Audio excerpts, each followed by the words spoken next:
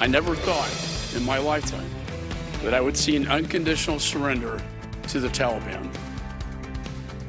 Tonight, the top Republican on the House Foreign Affairs Committee joins us following the testimony of Secretary of State Antony Blinken. We check in on the withdrawal from Afghanistan and the fallout. We have our first details from those declassified 9/11 documents. A Saudi embassy employee accused of helping two of the hijackers, and a family member who fought for that information is also here to respond. Plus, a disturbing story out of Florida.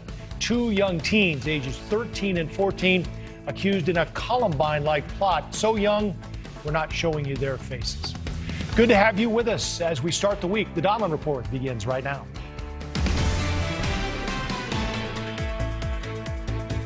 Good evening. Remember Afghanistan? The U.S. left on August 13th, and a lot has happened since then. The topic certainly changed. The president issued new mandates for COVID vaccines. We remembered the events of 9/11. This as the Taliban, meantime, raised its flag over the presidential palace on 9/11 itself, of all days, and painted its flag on the side of the vacated U.S. embassy. Plus, Ayman al-Zawahiri, the leader of al-Qaeda, the man who used to appear in videos with Osama bin Laden, a man thought to perhaps be dead, has reappeared in a new video as well, again, for the 20-year anniversary of 9/11. But the messy exit from Kabul was front and center again today, as Secretary of State Antony Blinken testified before Congress, defending the withdrawal that so many Americans and today congressional Republicans questioned. There's no evidence that staying longer would have made the Afghan security forces or the Afghan government any more resilient or self-sustaining. If 20 years and hundreds of billions of dollars in support, equipment, and training did not suffice, why would another year, another 5, another 10? So this was a first chance for lawmakers to ask the administration what happened in what was widely criticized by both sides as a chaotic and deadly withdrawal, which cost 13 U.S. service members and at least 169 Afghans their lives. This did not have to happen, but the president refused to listen to his own generals and the intelligence community, who warned him precisely what would happen when we withdrew. This was an unmitigated disaster of epic proportions. That comment from Ranking Member Michael McCall from Texas, who used one word to describe the operation: betrayal. The congressman is standing by and will join us in just a minute. Democrats, meantime, defended the president's plan to end the war and uphold his promise to remove all troops, saying much of the end result was put in motion by the deal former President Trump negotiated with the Taliban. The choice before President Biden was between a full withdrawal and the surging of thousands of Americans to Afghanistan for an undefined time. To argue that there was a third option, in my mind, is a fantasy. So how many Americans are left in Afghanistan? The Secretary of State said there were around 100 last week, and 30 flew out on a charter flight, which leaves dozens more, unlike that little girl who said she couldn't reach the airport. How will the rest of them get out? And what about reports that a U.S. drone strike in Kabul did not kill an ISIS threat, but according to a New York Times report, a longtime worker for a U.S. aid group, 7 children were reportedly killed as well. And lastly, what happens in Afghanistan now? With the U.S. gone, will China, Russia, and Iran line up to fill that void? And that is where we start tonight, as we mentioned, with Congressman Michael McCall, ranking member on the House Foreign Affairs Committee. Congressman, it's great to have you with us. I think we watched these hearings with the expectation of some fireworks. We didn't necessarily get a lot of them today. Did you get what you wanted out of it? Not really. We asked them to guarantee that all Americans left behind enemy lines would be brought out of Afghanistan, but there's no way we can accomplish that. We have nobody on the ground. Our military's gone. Our intelligence community is gone from Afghanistan. And now we have to rely on the Taliban to get them out. In addition, the interpreters who worked with our special forces and put their lives on the line have been left behind, and they're pretty much under a death sentence. The Taliban will execute them. They are doing that as I speak. So it's a grave concern. You know, why do we withdraw the military before all of our American citizens? Why did we leave them behind? And how can we get them out now that we have no presence whatsoever in Afghanistan? How will we get them out, Congressman? Did you ask the Secretary of State that? At one point, I know he said, as we mentioned, there were 30 or so who got out. Do we know how many are left? There are many left, hundreds left. The Mazar-e-Sharif airport, we have Americans trying to get on planes there. The Taliban will not allow them to leave. We think they have a price on their head. They're trying to negotiate perhaps legitimacy from our government. And so these discussions, we have to negotiate with the Taliban. We are at the mercy of the Taliban. And I think, Joe, most concerning to me is that when Bagram shut down, so did all of our intelligence capability. Mm-hmm. It's called ISR capability, where we could have eyes and ears on the ground in Afghanistan to see and then take out the threats. That's gone. We don't have that anymore. And we also can't see Russia, China, and Iran. This poses a grave national security threat. And I asked the Secretary, why didn't he negotiate to put it in a nearby country? It came up that perhaps Putin discouraged President Biden from doing so, but that would have to be talked about behind closed doors. It raised actually a lot more questions, quite frankly, than answers.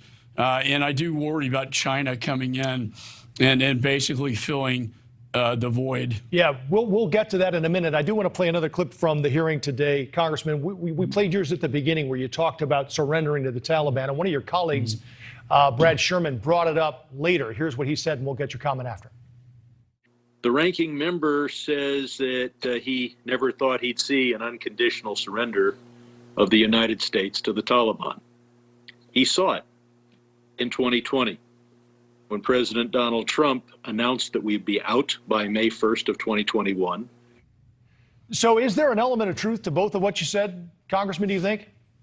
Well, this president wants to blame everybody but himself. He made the decision. He owns it. When you look at the February 2020 agreement, it was conditions-based. I talked to Secretary Pompeo, National Security Advisor O'Brien. It was always based on conditions on the ground. They had to cut ties with al-Qaeda, which they haven't done. They couldn't attack the provincial capitals, which they have done. Mm-hmm. And there would be a response. So this idea that, Biden's pretty much rescinded everything else the former president did, but this one he blames on the president, and it was condition-based. I would say that when President Biden gave this April time frame with no conditions and a date certain, that became a surrender document, and the Taliban prepared for it. And quite frankly, the intelligence community warned us that it would happen very quickly and very rapidly, and they were actually correct in their analysis. That's interesting you bring that up, Congressman, because to me, from the outside looking in, you obviously know a lot more than I do. That appears to be the miscalculation that led to everything that happened. The miscalculation that those Afghan troops would hold up for longer than they did, certainly for the days that they did. Well, that's right. And I think the president overrode his top generals, but also the intelligence community. I had these briefings in the classified space without getting into detail, but they pretty much predicted everything that happened. That was the Taliban would take over the country, that the Afghan army, without our air support, would fall, and that our embassy would be in jeopardy. And that happened, maybe a little bit faster than they thought, but it happened. Mm-hmm. And I fault the administration for not listening to the warnings, but rather the Politico people in the White House. This is really probably more of a political decision than a military intelligence-based decision. Let's talk about this New York Times report that calls into question one of the U.S. drone strikes in Kabul, saying it wasn't, in fact, an ISIS target, but a longtime worker for a U.S. aid group carrying water, not missiles. How will we get to the bottom of this? Well, it's kind of hard when you have no presence. And this really demonstrates the problem now with our ISR capabilities, intelligence, surveillance, reconnaissance. If we can't even get it right when we have a presence on the ground, how in the world are we going to hit a target that is a threat, a future bin Laden, if you will, or al-Qaeda that's going to have an external operation? How can we have any accuracy without anybody on the ground, both military or intelligence? You touched on the void, Congressman. Russia, China, and Iran apparently lining up to fill that. What worries you the most about what happens moving forward? And do you think we should eventually establish or reestablish the embassy there? Well, that'd be great, but we've surrendered the embassy. And on the 20th anniversary of 9/11, they raised the jihadist Taliban flag or painted it on the embassy and raised it over the presidential palace. So right now we're going to have an ad hoc embassy, if you will, in Doha, which is very far away from Afghanistan. And I do worry because this has weakened our position in the world, our standing. It's weakened our alliances with our NATO partners, and it's emboldened our enemies. I think the Russians, Chinese, and Iran are the winners, along with the radical jihadists that have now a major recruiting tool to recruit more terrorism in Afghanistan under the rule of the Taliban. And who are these people that are now in the government?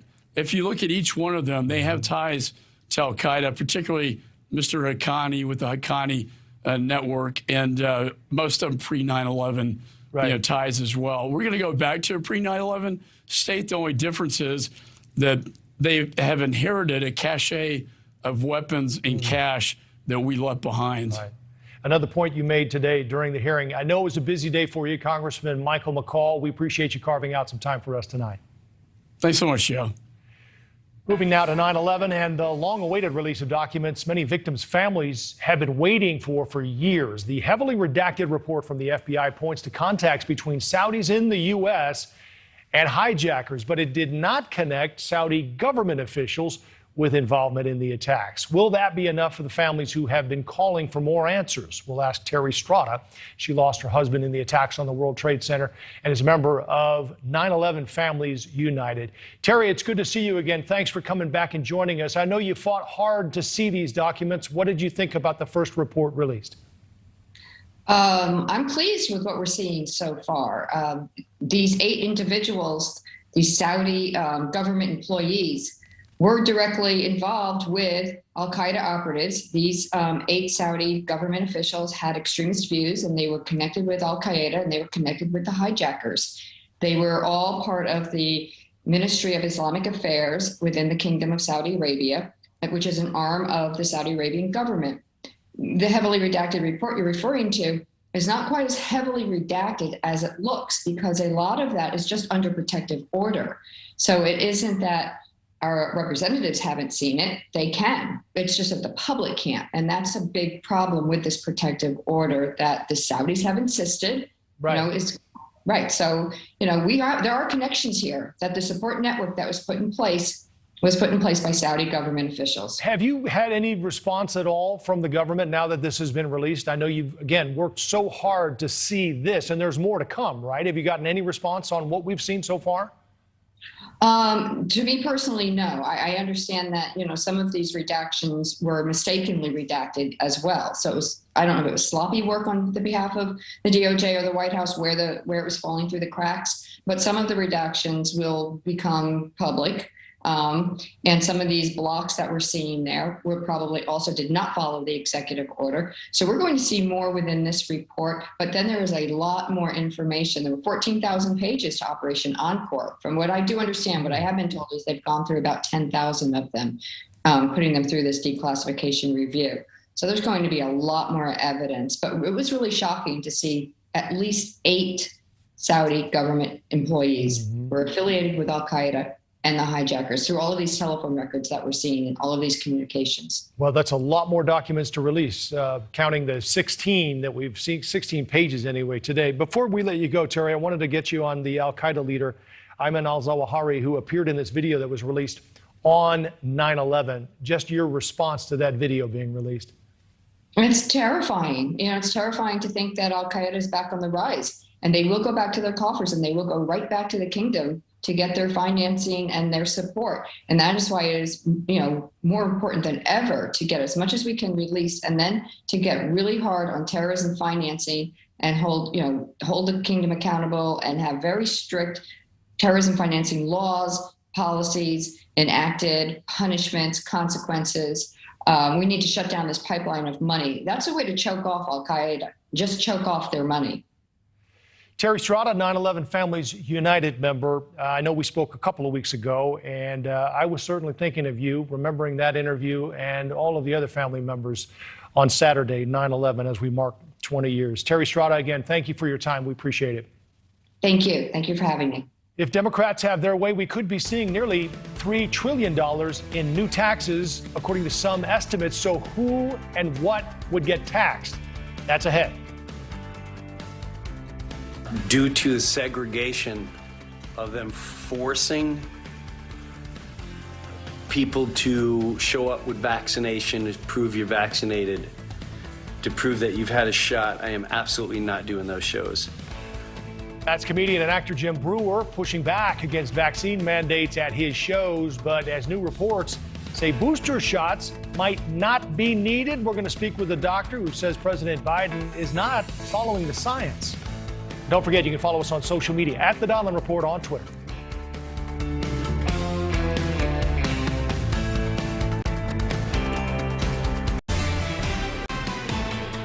Now to your money. Today, House Democrats outlined a bevy of tax hikes on big corporations and the wealthiest in America, trying to fund President Biden's $3.5 trillion rebuilding plan. Politico calling the massive proposals the biggest tax increase in decades, and appear to be enough to cover most of what even progressive Democrats hope to spend on their coming reconciliation package. Joining me now to break down the new tax hike proposal is NewsNation's White House correspondent, Alison Harris. Hi, Alison. Hi, Joe. There are basically two ways for Democrats to pay for President Biden's massive $3.5 trillion plan: cut spending or raise taxes. And now, for the first time, we have some details on how they plan to do this. And as expected, it includes major tax hikes on businesses and on the wealthy. Now, under the plan just released by House Democrats, the top tax rate would return 39.6% on income above $450,000 for couples. That's where it was before it was cut by a Republican-controlled Congress and by President Trump 4 years ago. On what they want to lift the 21% corporate tax rate to 26.5%. They also want to do that on incomes beyond $5 million. That's actually less than the 28% corporate tax rate that President Biden had called for. But by and large, this plan closely follows the president's own proposals. It's important to remember we're still in the middle of this process. The next 2 to 3 weeks will tell us whether the president has a chance to push this through a bitterly divided Congress, or whether divisions in his own party between centrists and liberals will doom the entire plan. Joe? Well, we'll all be watching. Thank you very much. That's Alison Harris for us in D.C. Appreciate it.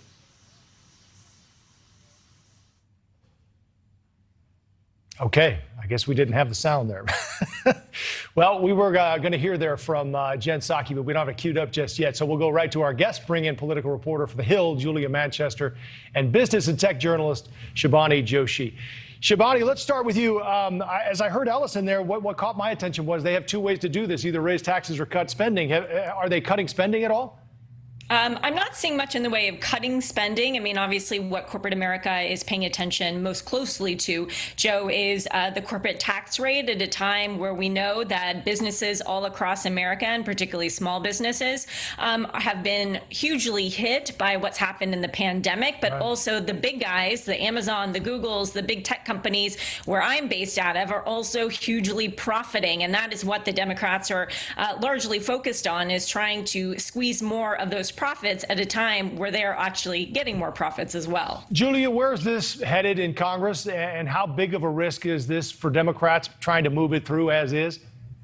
Well, I think it's difficult for Democrats because they have problems on the progressive flank of their party, as well as obviously from Republicans. Look, these tax hikes just give Republicans more fodder, especially going into 2022. I think this is what Republicans really wanted to hear from the Biden administration. We know that when a lot of Americans hear tax increases, that makes a lot of voters nervous. So I think that's a message technique you're going to see coming from the Republican side of the aisle. However, from progressive progressives, you're hearing from a number of progressive groups that this did not go far enough. In fact, a lot of these proposals from the Ways and Means Committee actually fall slightly shorter of what Biden originally proposed as these tax hikes. So I think these Democrats have a very narrow path to walk towards, because they need all Democratic senators on board with this, and they need all but 3 Democratic House members on board. So it's a tricky situation they have, because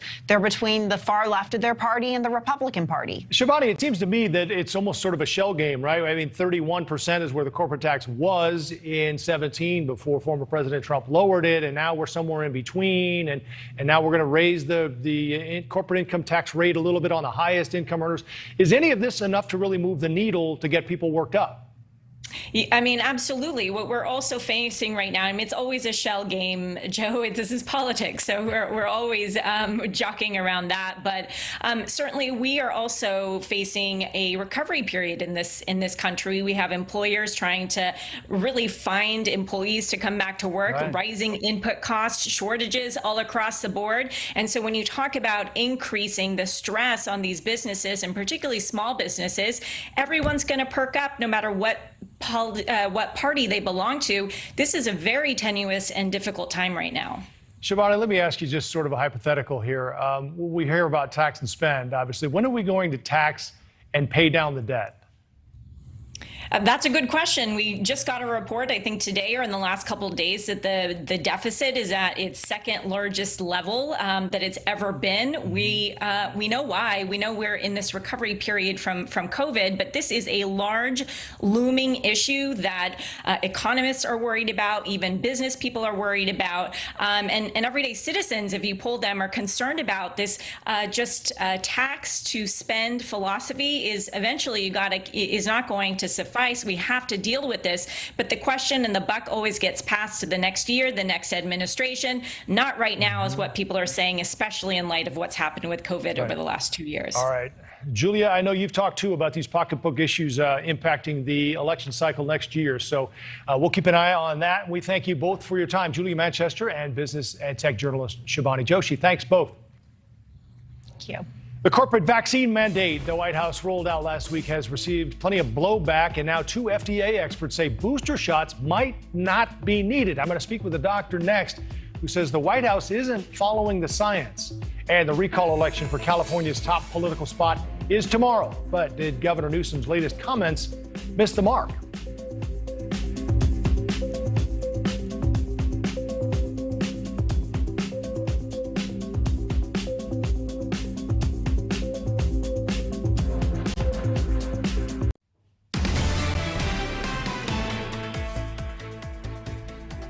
You were looking at President Biden in Long Beach, California tonight, campaigning for Governor Gavin Newsom. The California recall election is tomorrow. Much more on this speech coming up tonight on Prime, and much more on the recall election coming up in just a few minutes right here.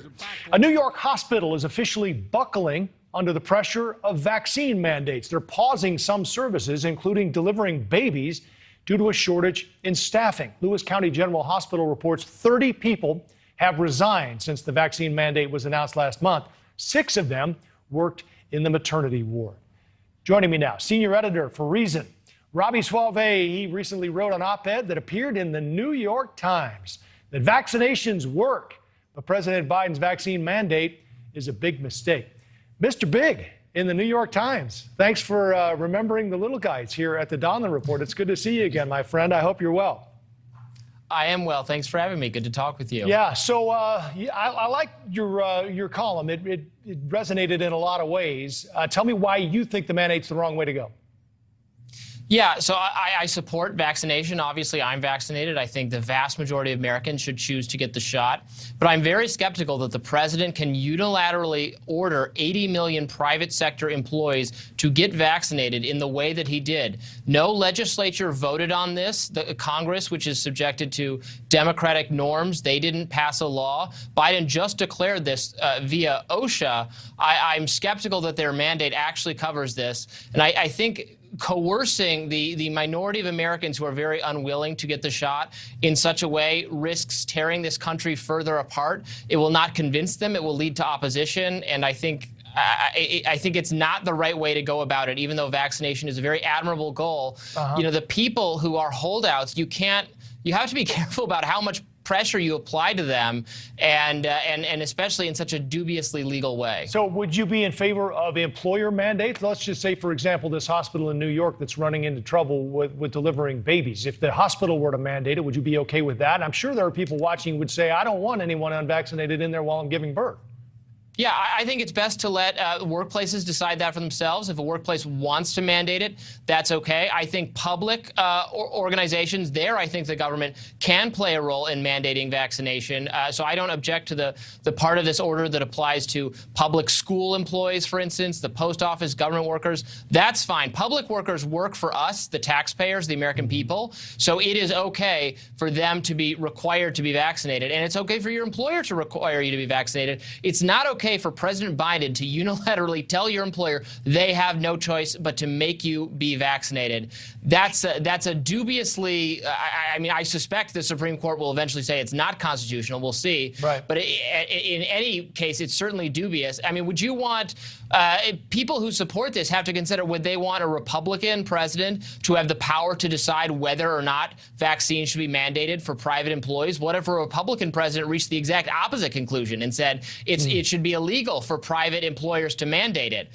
We would object to that. It's the principle. Well, it's the opposite thing. The principle is the same. The principle is that the government gets to decide that. I don't think they should. I don't have the authority. Well, you know where we are on this, Robbie. A CNN poll surprisingly shows, guess what? We're split on mandates. 51% support, 49%. But there were more who do support mandates, to your point, when it comes to office workers and students. Meantime, I'm sure you saw over the weekend, college and NFL stadiums are jam-packed. I don't even know where we are right now, Robbie. What do you think?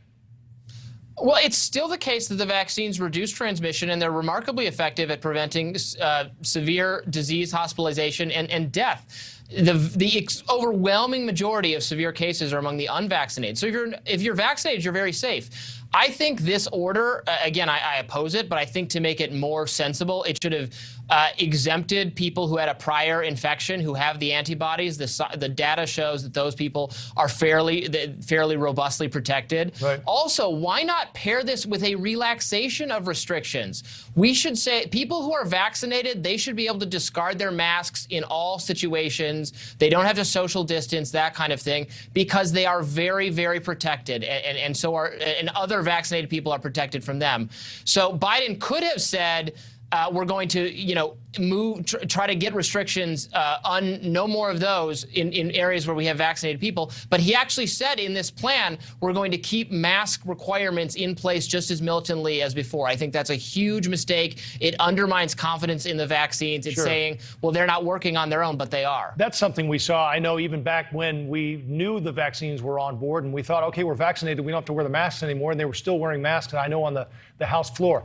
But Robbie, before we let you go, what should we do then to convince this small minority, as you point out, to get the vaccine? Is there, I think I've heard now talk of requiring vaccinations to get on airplanes. That, to me, might limit the spread of the transmission as you get on an airplane. But to the same point, I know I've heard the unvaccinated say, why are the vaccinated so upset about this? But essentially, it's the unvaccinated who are keeping the virus alive, allowing it to mutate and eventually possibly outkick the vaccines we have. That's possible, although it's important to keep in mind that right now the unvaccinated are primarily putting themselves at risk, and there are limits to how much coercive public health can be done for your own benefit if you're not willing to go along with it. I think treating the unvaccinated like they're like a leper colony that they can't leave the state or travel, that seems too authoritarian to me. Have we exhausted all the non-coercive methods? What about paying people to get vaccinated? What about offering financial incentives? I know some states have done that. Yeah. I think that would probably be a better thing to do than bossing these people around when they don't want that, and it's not necessarily constitutional to do so. So let's try the carrot again. It has to always be stick. I'm not convinced of that. All right. So comedian Jim Breuer is refusing to take part in shows that require a vaccination. Here's a clip from him. Due to the segregation of them forcing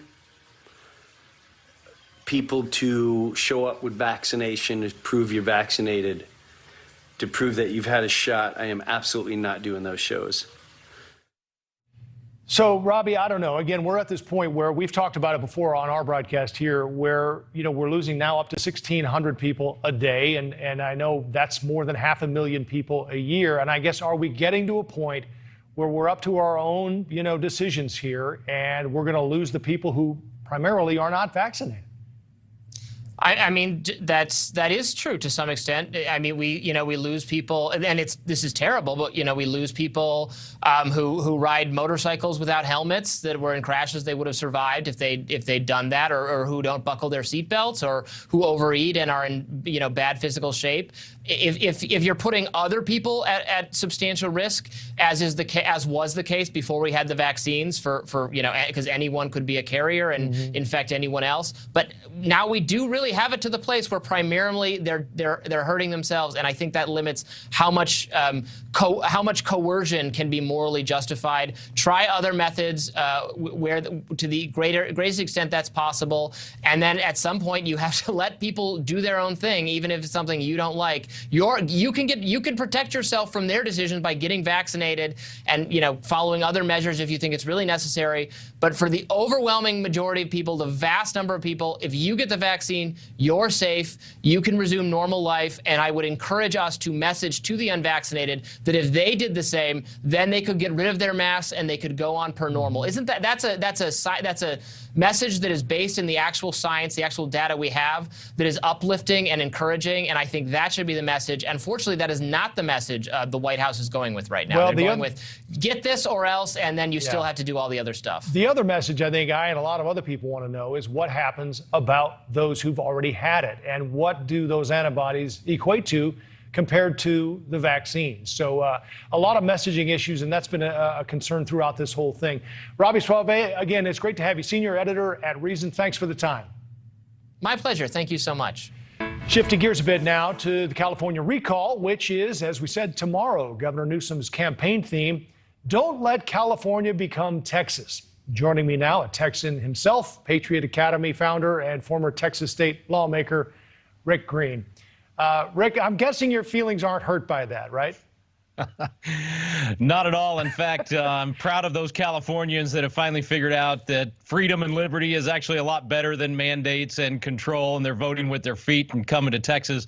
I think we're going to see more and more of that, especially if they do not fight Joe Biden's mandate. I agree partially with your previous guest. Absolutely an unconstitutional federal mandate. They have zero constitutional authority to do this. 27 governors have said they're going to fight it, and I think you're going to see Californians fleeing to those 27 states if those governors follow through. Well, they are, in fact, leaving California, a lot of them for Texas. But you get the messaging here, don't you, Rick? Certainly. I mean, appealing to the Democrats there who widely outnumber Republicans in California, saying essentially that a Republican governor in California, should Gavin Newsom lose this, would push for the same abortion and voting laws that you're seeing in Texas.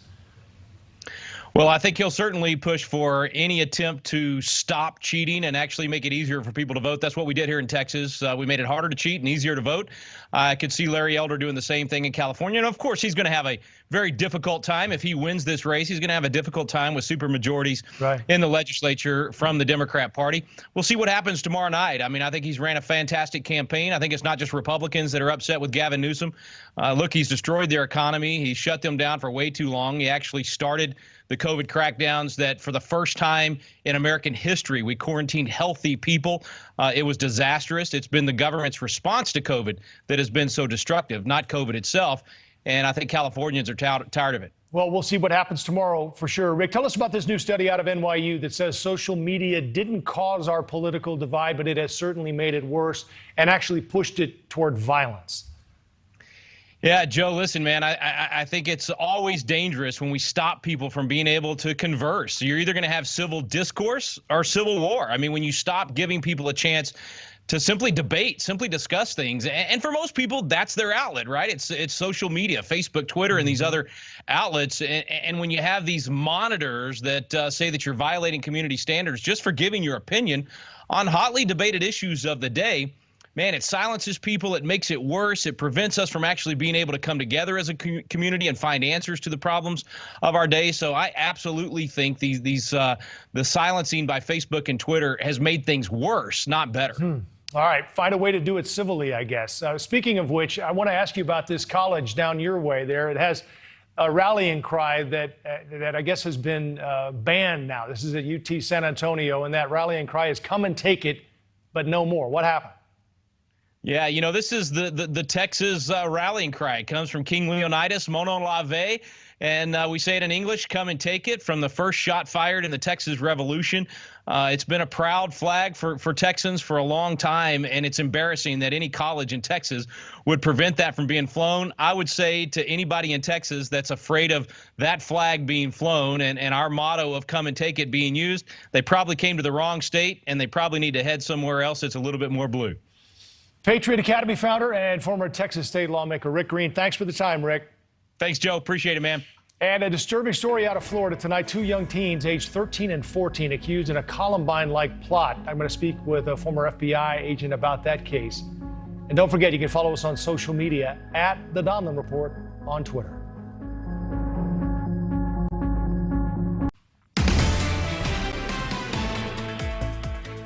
A troubling story out of Lee County, Florida tonight. 2 middle school boys accused of planning a mass school shooting inspired by the Columbine High School massacre more than 20 years ago. Joining me now for more on this, NewsNation's Brian Enton. Brian, tell us more about this alleged plot. Yeah, this really was disturbing, Joe, involving a 13 and a 14-year-old boy. The sheriff here says they were 1 second away from a mass shooting at this middle school that you see here behind me. The sheriff said these boys had a very meticulous plan, that they had an entire map drawn out of the school. They had marked the areas inside the school where there were security cameras, and they had marked the areas in the school where they actually wanted to shoot the other children. Investigators say they talked to other kids about joining in on their plan. They even had Zoom meetings about it, according to the sheriff's department. We went out, we talked to the 14-year-old's mother today. She tells a very different story. She says she has a good son, that he's bullied in school, that he was just looking for friends and to fit in, and she insists that he's not dangerous. It was just devastating yesterday. It was the hardest thing ever. For a mom to see their little boy like that, and he just looked so helpless and pitiful. Do you think there's any chance that you are in denial? No. No, not at all. Not when it comes to Philip. He's a good kid. So they found guns and knives inside that 14-year-old's bedroom. The mom insists that the guns were just BB guns, and she said, in her words, the knives were not sharp. She again says her son was not dangerous. Joe? Oh, what a story. Brian Enton, live for us tonight in Florida. Thank you very much. We want to now turn to a voice we've heard from before here on juvenile justice. Sheriff Mike Chitwood of Volusia County, Florida. Here's what he's told us before about juvenile justice on this broadcast. We're failing miserably as Americans. We're failing miserably. There's no accountability. The system here in Florida and every other state when it comes to juvenile justice is broken. Well, he's joining us again now, Sheriff Mike Chitwood of Volusia County, Florida. Sheriff, we thought of you because the 2 suspects who were shooting at your deputies the last time we talked were right around the same age, 12 and 14. You see this walk with these 2, and they're in 8th grade. Yeah, and, you know, I heard what the parents said, and as a parent, a grandparent, I get it, but reality tells a different story. Mom brought up a great point in that interview. She said, my son's been bullied. What do we see with these shooters? They're bullied. They want to be liked. And law enforcement has no other choice. We cannot sit back on our heels anymore and wait. We have to go out, do our thing, and let the courts and the mental health system take it from there. So what happens to these 2, Sheriff? Obviously, they're charged criminally, which they should be. We have the same thing here in Volusia County. In Florida, we have 0 tolerance. And then you let the courts, the mental health providers, and everybody get in and figure it out. Our job in law enforcement is to intercept that threat and do the best we can to make sure we don't have another Columbine, Parkland, Sandy Hook. We cannot have it. Yeah, this was just a couple of hours away from Stoneman, as you mentioned there, and they were studying Columbine, which is frightening in its own right. But do you know, Sheriff, how they were able to sniff this out? It sounds to me like they did talk, which is a good thing because they're young. Apparently, they were talking to others, and even, as Brian said, having Zoom calls with others about this. Yeah, we have a great system down here called Fortify Florida, where if you get any kind of a tip of school violence, it comes into the Attorney General's office, Department of Education, and the local law enforcement agencies, and they talked enough that the students came forward and gave up the plan, which allowed law enforcement to intercede. And law enforcement did a great job. I'm sorry the parents feel that way, but, you know, mapping out the cameras and the security positions of the school, that's not normal. Yeah, well, I mean, you wonder how much each of these had to do with it and if there was a sort of a leader, if you will. And this girl, as I understand it, the woman anyway, I should say, that said that he's just a little boy and didn't think the plans were serious, I guess. Have you heard this before? I've heard it here in Volusia County where they did the same thing. Oh, my son just plays video games. Well, you know, when you look around at the school shooters in the history of this country, they were just little boys who were bullied, had a grievance, and somehow got access to firearms, and look what has happened. I guess I'm surprised that if they talked to that many students and that many were in on this and they were Zoom calling about it, that this didn't get exposed earlier. That's what the problem is. Law enforcement, we have always been back on our heels and not heeded these warnings. At least here in Florida, since Parkland, we are heeding these warnings, and some of them we don't get. If some happen the day of the incident, we get a call about somebody with a gun in their backpack or who was threatening to do whatever. So we're a long way from perfect, but we have to act immediately when we get these threats. The other thing that I saw in an article today was that police were familiar with both of these teenagers, and as I understand it, they were called to their house almost 80 times, I think, between the two of them. Yeah, and you know, you got the parents on there, and everybody sees the news snippet, and they think, oh my God, I feel so bad for them. But, you know, don't be fooled with the reality. The reality is, with those 80 calls, there are issues there that are not being addressed. And, you know, like I said, as a parent and grandparent, I hear what you're saying, what they're saying, the parents, but 80 times, are you kidding me? What are we doing here? Sheriff Mike Chipwood, Volusia County, Florida. It's good to see you again, Sheriff. Thanks for the time. Thank you. The nation's oldest World War II veteran celebrating a milestone birthday, plus how college football honored the victims and heroes of September 11th this weekend. That's all ahead in tonight's American Snapshot.